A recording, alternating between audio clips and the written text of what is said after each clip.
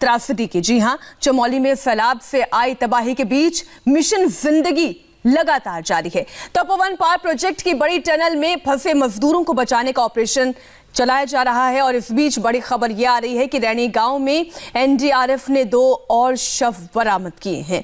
दोनों शव रैणी गांव के पास मलबे में मिले हैं। ग्लेशियर टूटने से आए सैलाब में अब तक मृतकों का आंकड़ा 28 तक पहुंच गया है। तबाही के बाद रैणी से तपोवन तक 180 लोग लापता हैं। करीब 30 से 35 मजदूर अब तक तपोवन टनल में ही फंसे हुए हैं, जिन्हें निकालने के लिए बीते 48 घंटे से नॉन स्टॉप रेस्क्यू मिशन चलाया जा रहा है। हादसे में अब तक 28 शव बरामद हुए हैं। इनकी दुखद मृत्यु हो गई है।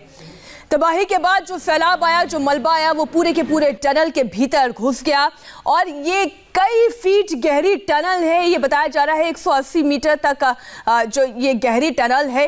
अगर कोई डक्ट होगा जहां से हवा का आवागमन हो सकता है, तो जो 35 मजदूर हैं वो अभी भी सकुशल इस टनल के अंदर मौजूद हो सकते हैं और यही उम्मीद है।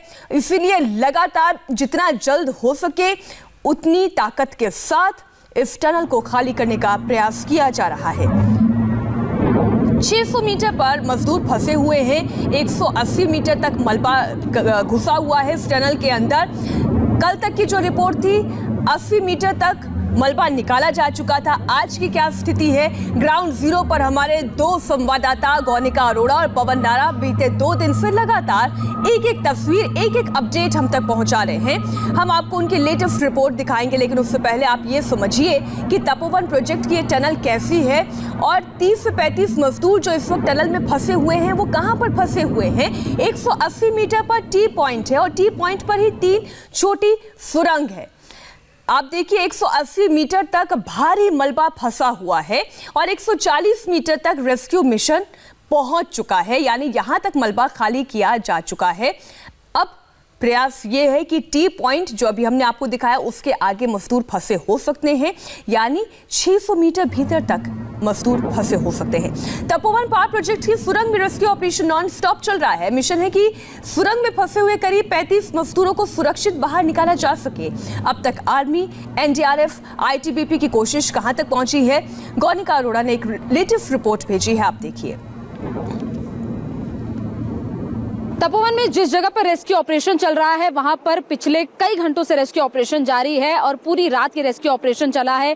आईटीबीपी, आर्मी, एनडीआरएफ, एसडीआरएफ तमाम टीम्स जो है वो इस वक्त यहाँ पर मौजूद हैं। उसी टनल के बाहर ये पूरा रेस्क्यू ऑपरेशन जारी है और देखिए जो बड़ी संख्या में मशीन यहाँ पर बुलाई गई है, तमाम क्रेन्स, अलग अलग तरीके की मशीन जो भारी मात्रा में मलबा जो है वो टनल से निकालकर बाहर फेंक रही है। इसके अलावा तमाम टीम्स के जो जवान है वो पैदल भी अंदर जा रहे हैं। तमाम फट्टे लगाकर अंदर जाया जा रहा है ताकि उस मलबे से बचकर अंदर की तरफ जाकर देखा जा सके कि जिन लोगों को रेस्क्यू करने की कोशिश की जा रही है वो लोग आखिर कहां तक फंसे हैं। दरअसल ये पूरी टनल जो है वो करीब 2.5 किलोमीटर लंबी टनल है और 180 मीटर के बाद एक ऐसी टनल राइट में कटती है जहां पर उन लोगों के फंसे होने की आशंका है। बताया जा रहा है कि करीब 34 लोग उस टनल में फंसे हो सकते हैं जो कि इस एनटीपीसी पावर प्लांट पर काम कर रहे थे और इसी एनटीपीसी पावर प्लांट में तमाम जो जूनियर इंजीनियर, इलेक्ट्रिशियन, लाइनमैन, ये तमाम लोग जो है वो उस टनल में हो सकते हैं और इसीलिए लगातार कोशिश की जा रही है कि उन लोगों को कैसे भी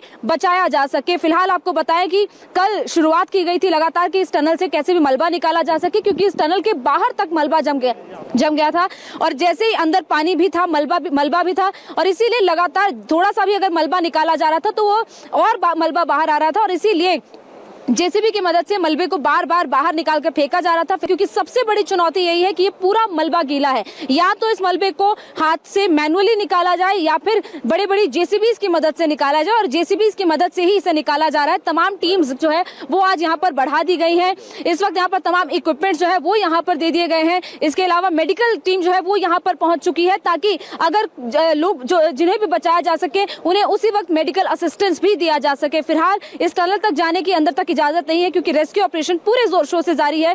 क्योंकि और कल से ही लगातार जिस तरीके से टीम्स की संख्या भी यहाँ पर बढ़ाई जा रही है, वैसे क्योंकि आप देखिए पूरे जोरों शोरों से रेस्क्यू ऑपरेशन जारी है और बताया जा रहा है कि 24/7 ये पूरा रेस्क्यू ऑपरेशन चल रहा है।